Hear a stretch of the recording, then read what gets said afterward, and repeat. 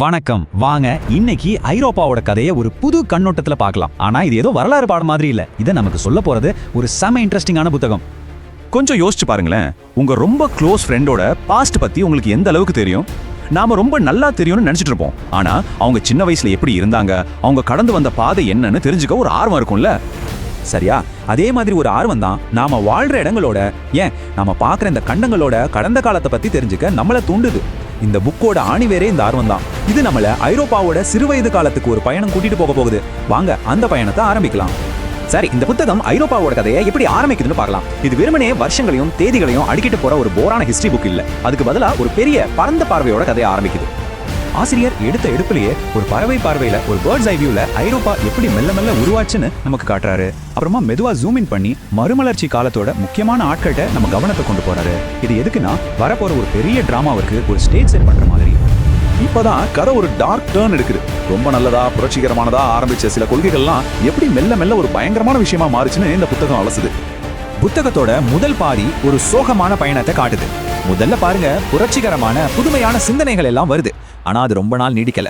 அதிகார பசியில அந்த கொள்கைகள் எல்லாம் அப்படியே திரிஞ்சு ஏகாதிபத்தியமா மாறுது. அதோட விளைவு ஒன்னு இல்ல, 2 உலக போர்கள். ஒட்டுமொத்த கண்டமும் இருட்டுல முழுகுது. இந்த புத்தகத்தோட இன்னொரு ஸ்பெஷாலிட்டி என்னன்னா, இது ஒரு சினிமா ஸ்கிரிப்ட் மாதிரி எழுதப்பட்டிருக்கு. குறிப்பா பனிப்போர் காலத்தை ஒரு ஹீரோ வில்லன் சண்டை மாதிரி காட்டுது. மேற்கு ஐரோப்பிய நாடுகள்லாம் ஹீரோக்கள், சோவியத் ஆதரவு நாடுகள்லாம் வில்லன்கள். இப்படி ஒரு கோணத்துல தான் கதையை நகர்த்துறாரு ஆசிரியர். ஆசிரியர் ஒரு இடத்துல ரொம்ப பவர்ஃபுல்லா சொல்றாரு, இன்னைக்கு நாம பாக்குற ஐரோப்பாங்கிறது 2 உலக போர்களோட சூழ்ச்சி, வீழ்ச்சி, எழுச்சி மேல வரையப்பட்ட ஒரு ரத்த ஓவியம்னு. யோசிச்சு பாருங்க, எவ்வளவு வலிமையான வார்த்தை.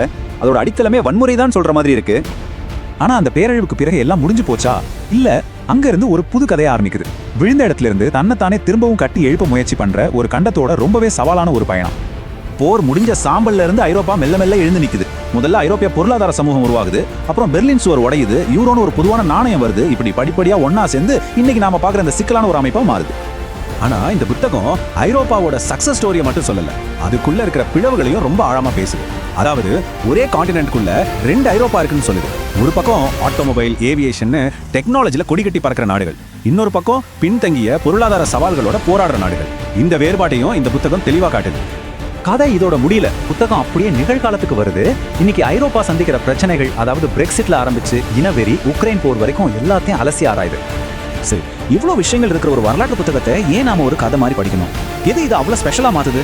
விஷயம் பூரா ஆசிரியர் கதையை சொல்ற அந்த ஸ்டைல்ல தான் இருக்கு. இந்த புத்தகத்தை படிச்சவங்க சொல்ற ஒரு முக்கியமான விஷயம் இதுதான். வரலாற்றை படிக்கிற மாதிரி இல்ல, ஏதோ ஒரு நாவல் படிக்கிற ஃபீல் வந்துச்சுன்னு சொல்றாங்க. அதுக்கு காரணம் ஆசிரியரோட எழுத்து நடைதான். அவர் வெறும் உண்மைகளை அடுக்காம நம்மள அந்த கதைக்குள்ளேயே கூட்டிட்டு போயிடுறாரு. கதையை எப்பவும் உயிரோட்டமா வச்சுக்கிறதுக்கு ஆசிரியர் அப்பப்போ சில ஆச்சரியமான சின்ன சின்ன டீடைல்ஸை உள்ள சேர்ப்பாரு. அது எப்படி வேலை செய்யுதுன்னு சில உதாரணங்களை பார்த்தா உங்களுக்கே புரியும். உதாரணத்துக்கு, முதல் உலக போர்ல கேஸ் மாஸ்க்ல இன்னும் விஷம் இருக்கா இல்லையான்னு டெஸ்ட் பண்ண கோல்ட் ஃபிஷ்ஷை யூஸ் பண்ணாங்களாம். பாருங்களேன், இது எவ்வளவு சின்ன ஒரு விசித்திரமான தகவல். ஆனா இந்த மாதிரி ஒரு விஷயம் கேட்கும்போது அந்த பெரிய வரலாற்று நிகழ்வே நம்ம கண்ணு முன்னாடி நடக்கிற மாதிரி ஒரு ஃபீல் வருது இல்ல?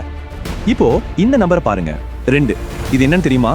சாப்பாட்டுக்கு ரொம்ப பேர் போன பிரான்ஸ்ல தினமும் குறைஞ்சது 2 புது சமையல் புத்தகம் வெளியாயிடுமா.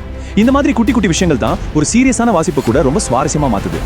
சரி, இவ்ளோ பெரிய ஒரு வரலாற்று பயணத்துக்கு அப்புறம் இந்த புத்தகம் ஒரு தெளிவான முடிவோட முடியல. அதுக்கு பதிலா நம்மள கொஞ்சம் கலவரப்படுத்துற, யோசிக்க வைக்கிற ஒரு கேள்வியோட முடியுது. புத்தகத்தோட கடைசியில அதோட டோனை டோட்டலா மாறுது. இது வரைக்கும் வரலாறு பேசிட்டு இருந்த புத்தகம் திடீர்னு ஒரு பிராக்டிக்கல் கைட் மாதிரி மாறுது. அதாவது நீங்க எப்படி ஐரோப்பாக்கு போலாம், அங்க செட்டில் ஆகலாம்னு டிப்ஸ் கொடுக்க ஆரம்பிக்குது. ஆனா இங்கதான் அந்த ட்விஸ்ட் இருக்கு. உங்களுக்கு ஐரோப்பாவுக்கு போறதுக்கு எல்லா வழியும் காட்டிட்டு கடைசியா ஆசிரியர் நம்மளை பார்த்து ஒரே ஒரு கேள்வி கேட்கிறாரு.